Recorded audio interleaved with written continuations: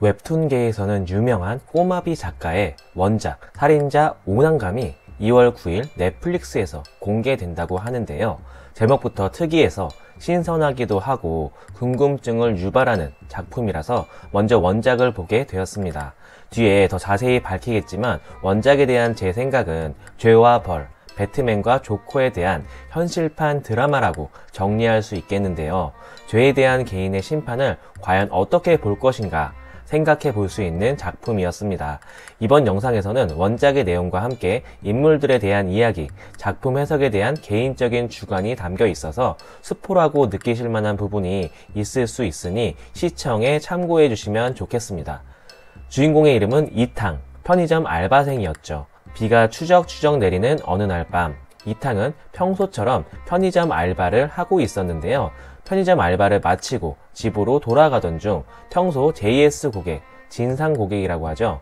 평소처럼 약주를 해서 그런 것인지 이 아저씨가 길바닥에 쓰러져 있는 것을 목격합니다.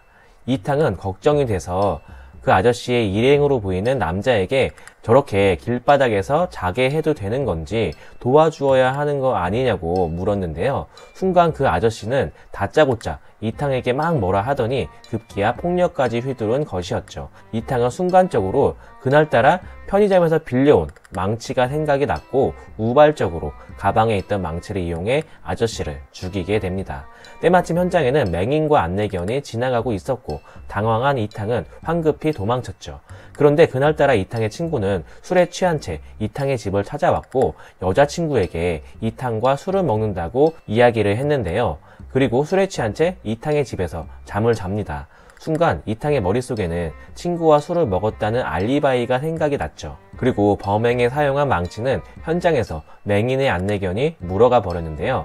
이탕의 머릿속은 복잡했고 결국 죄책감에 시달려 자수하기로 마음을 먹었는데요. 원작에서 이탕은 사실 착하거나 나쁘다로 정의하기가 조금 애매한 그냥 평범한 인물입니다. 자수할지 말지 고민하고 있던 그에게 장난감이라는 이름의 형사가 찾아옵니다.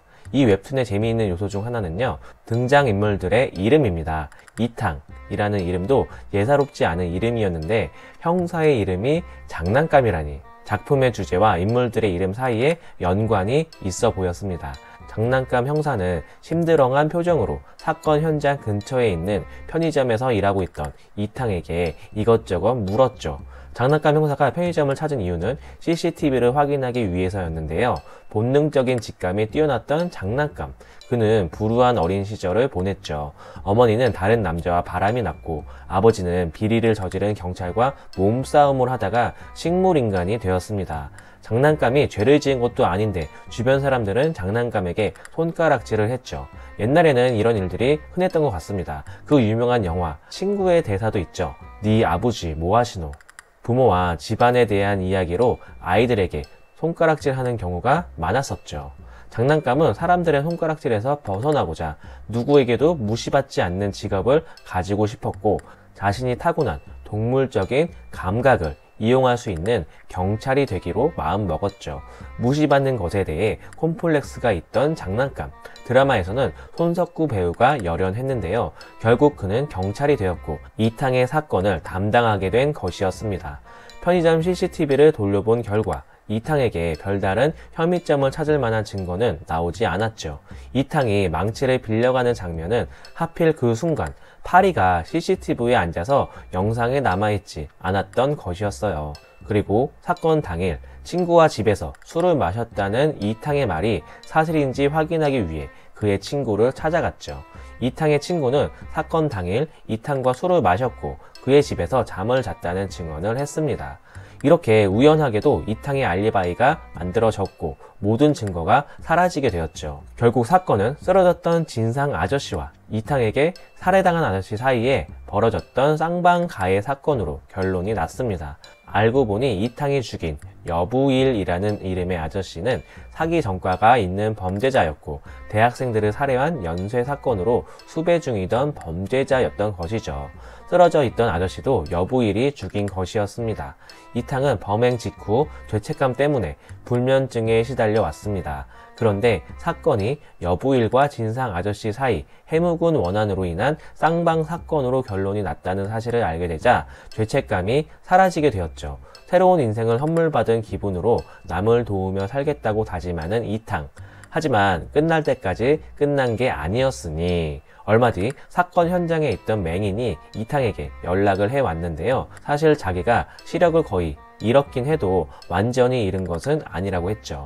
그러면서 이탕에게 그날 밤 자신이 본 모든 것을 비밀로 해줄 테니 매달 100만 원씩 달라고 이탕을 협박합니다.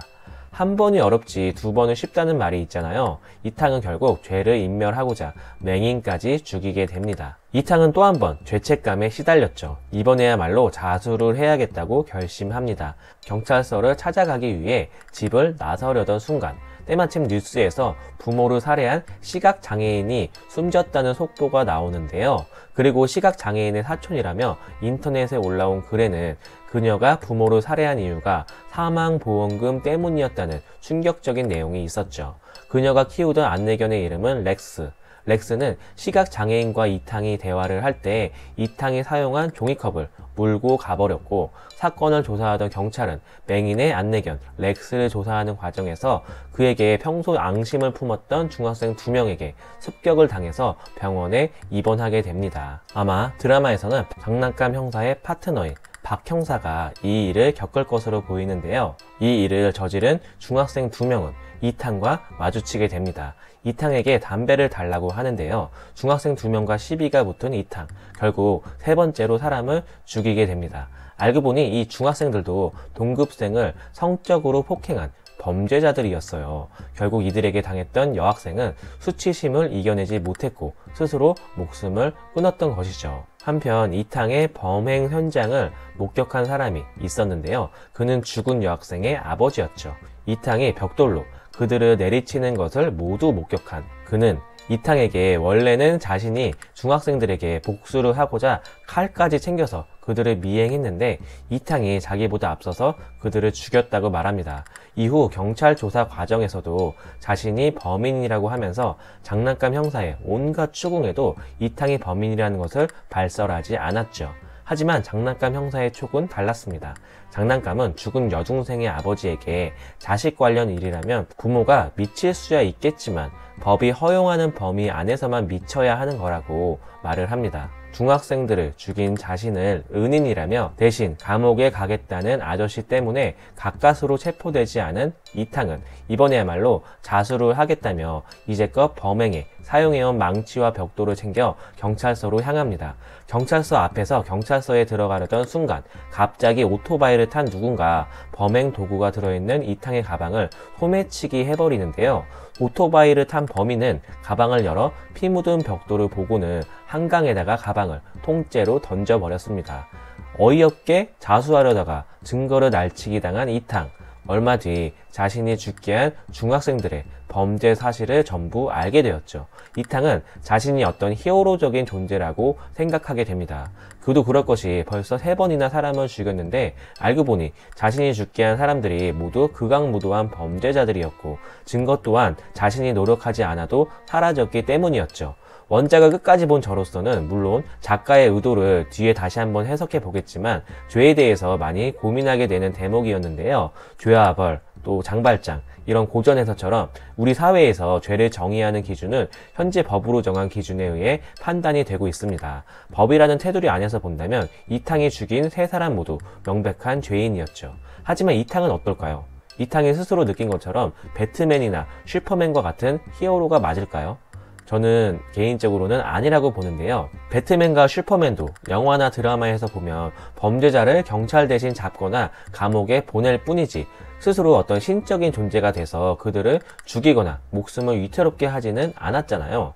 어쨌든 죄를 지으면 법의 심판을 받게 하는 것은 맞지만 그 심판을 개인이 일일이 다 하려다 보면 똑같이 죄를 저지른 사람이라는 누명이 생기게 되는 것 같습니다. 물론 이탕이 처음 저지른 죄가 자신을 두드려 패던 남자에게서 스스로를 지키기 위한 우발적 사고였다는 맥락이 있지만 두 번째, 세 번째의 경우는 충분히 스스로 죄를 짓지 않기 위해 노력할 수 있었다는 점에서는 좀 안타까운 생각이 들더라고요. 한편 장난감 형사는 최근 발생한 사건들이 우발적으로 일어난 사건들이 아닌 누군가가 의도적으로 자행한 연쇄 사건이라는 생각이 들었는데요. 무슨 실마리라도 잡지 않을까 하는 생각에 프로파일링의 도 같은 노빈이라는 사람을 찾아갔죠. 노빈은 해킹에도 능하고 정보를 조작하는 범죄에도 가담했던 이력이 있는 인물인데요. 이야기를 들은 노빈은 연쇄 사건이 아니라 연속 사건이라고 말합니다. 왜냐하면 발견된 증거가 없지만 증거를 없애려고 한 흔적도 없었기 때문이죠. 사실 노빈은 이탕이 중학생 2명을 죽이는 장면을 목격한 목격자였는데요. 중학생들에 대한 정보도 이미 알고 있던 노빈은 그들을 심판하는 이탕을 목격하고는 그가 경찰이 할 수 없는 심판을 대신해주는 진정한 영웅이라는 생각을 하고 있었던 것이었죠. 이탕은 장난감 형사의 수사망을 피하고자 부산으로 내려갑니다. 이후 편의점 알바 경력을 앞세워 마트 취직을 하게 되었고 그렇게 과거를 숨긴 채 조용히 지내고 있었죠. 그러던 어느 날 이탕이 일하던 마트의 여직원이 갑자기 사망하는 사건이 발생하게 됩니다. 누군가 그녀를 죽인 것인데요. 그런데 그녀를 죽인 범인도 곧 죽게 됩니다. 경찰들이 이탕이 일하고 있는 마트에 몰려왔고 순간 불길한 생각이 든 이탕은 그날 바로 다른 지역으로 도망을 치게 되는데요. 평소 이탕을 미행해왔던 장난감 이탕을 쫓아 대전으로 갑니다. 그런데 장난감 말고도 이탕을 쫓는 사람이 한 명 더 있었으니 그의 이름은 송촌. 이희준 배우가 역할을 맡았는데요. 송촌이라는 인물은 노빈의 첫 번째 배트맨 같은 인물이었죠. 지금은 연쇄살인범이 되었지만 전직 경찰이던 송촌은 괴롭힘을 당하던 노빈을 구해준 일이 있었습니다. 노빈은 송촌이 정의를 실현하는 히어로라고 생각을 했지만 이후 경찰을 때려치고 연쇄살인범이 된 그에게 실망하였죠. 그리고 그동안 송촌을 지지하던 태도를 바꾸어 이탕을 지지하게 되었던 것입니다. 이를 알게 된 송촌, 평소 자신의 뒤를 봐주며 지지를 보내주던 노빈이 태도를 갑자기 바꾸고 자신에게서 도망을 치자 송촌은 그 이유를 조사했고 결국 이탕에 대해 알게 되었죠. 송촌은 이탕이 어떤 녀석인지 더 알아내고 싶은 마음에 그를 쫓는 것이었습니다. 송촌이 이탕을 쫓는 과정에서 또 한 번 사람들이 죽었는데요. 이탕과 연관이 있던 사람들이 표적이 되었습니다. 이탕 대신 죄를 뒤집어 쓴 여중생의 아버지, 이탕에게 망치를 빌려준 편의점 주인이 송촌에게 죽임을 당하게 되었죠. 또한 송촌은 노빈이 숨기고 있던 죄와 벌이라는 책을 훔쳐갔는데요. 이 책에는 이탕의 범죄 일지가 기록되어 있었죠. 작가가 인물의 이름에 의미를 담은 것인지는 알 수 없지만 노빈은 배트맨 영화 속 로빈처럼 영웅의 옆자리에서 조력하며 영웅과의 승리를 나누는 그런 역할을 하고 싶어하는 인물입니다. 그래서 처음에는 자신의 히어로를 송촌으로 삼았었지만 그의 본 모습을 알고는 이탕으로 바꾼 것이었죠.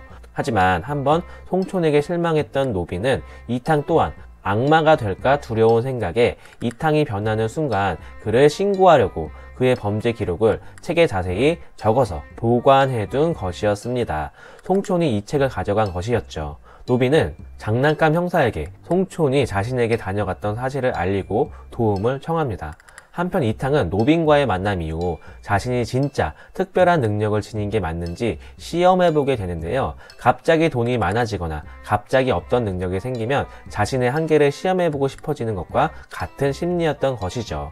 이탕은 자신이 아무나 죽여도 그가 극악무도한 범죄자였다는 사실, 그리고 자신이 노력하지 않아도 증거가 사라진다는 점에 주목했습니다. 그래서 아무나 한 명 납치를 했고 알고 보니 그 남자는 검사였는데요. 검사의 핸드폰을 노빈에게 주고 어떤 사람인지 조사를 시켰습니다. 그랬더니 그 검사는 몇 달 전에 유괴 사건의 범인이었는데요. 아이를 유괴해서 불에 태워 죽게 한 범죄를 저지른 것이었죠.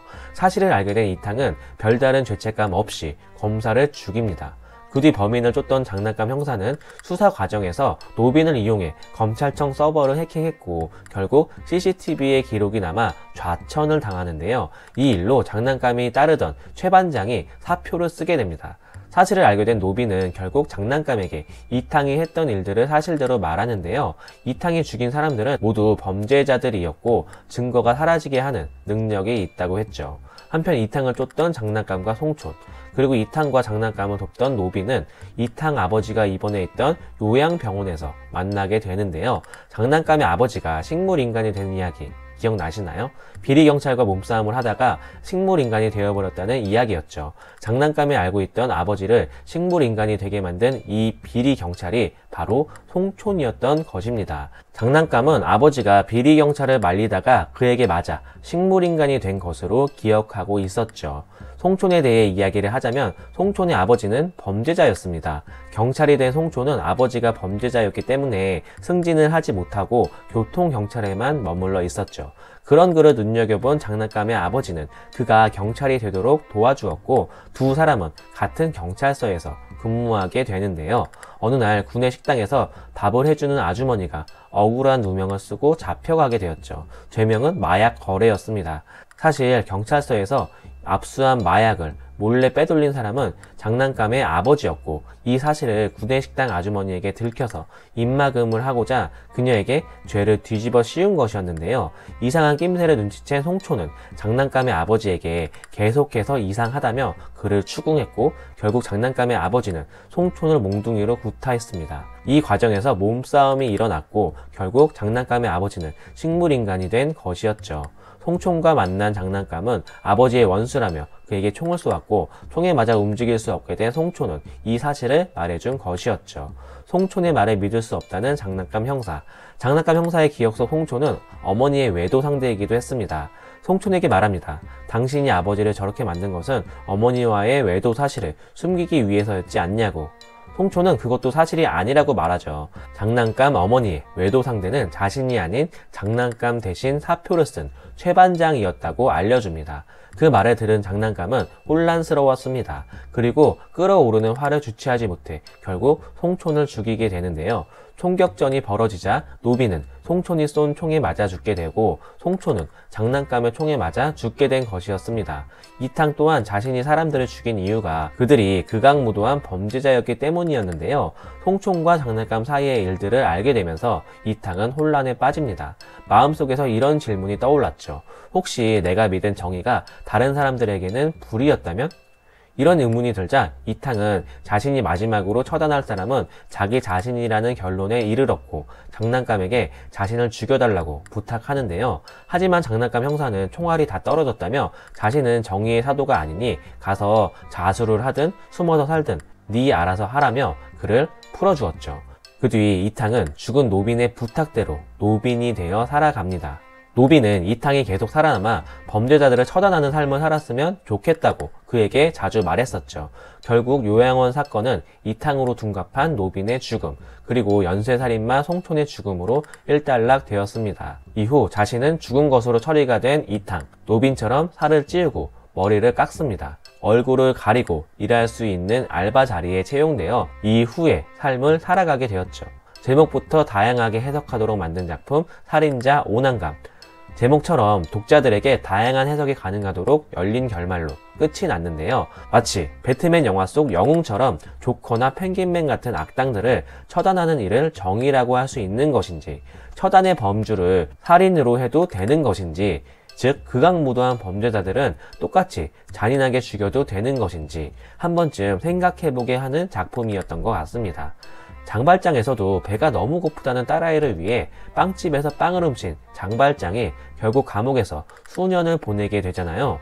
도스토예프스키의 죄와 벌에서도 가난에 찌들었던 주인공이 고리 대금업을 하는 노파를 죽이고 목격자들도 죽이는 과정에서 그들이 사회의 악이었고 사회가 처단하지 못하는 악인들을 자신이 직접 처단했다며 죄책감과 맞서는 장면이 나오죠. 아마 이 작품 안에서도 죄와 벌이라는 제목의 책이 등장하는 것으로 보아 작가가 의도적으로 죄와 벌을 등장시킨 것이 아닐까 추측해 보았는데요. 시청자 여러분의 생각은 어떠신가요? 죄라는 것이 과연 상대적인 개념인 것인지, 죄인에 대한 처벌을 개인이 하는 것이 정의인지 심오하게 생각해 볼 수 있는 작품이었습니다. 이 작품이 드라마로 나온다면 인물들의 심리와 서사가 어떤 식으로 펼쳐질지 무척이나 기대가 됩니다.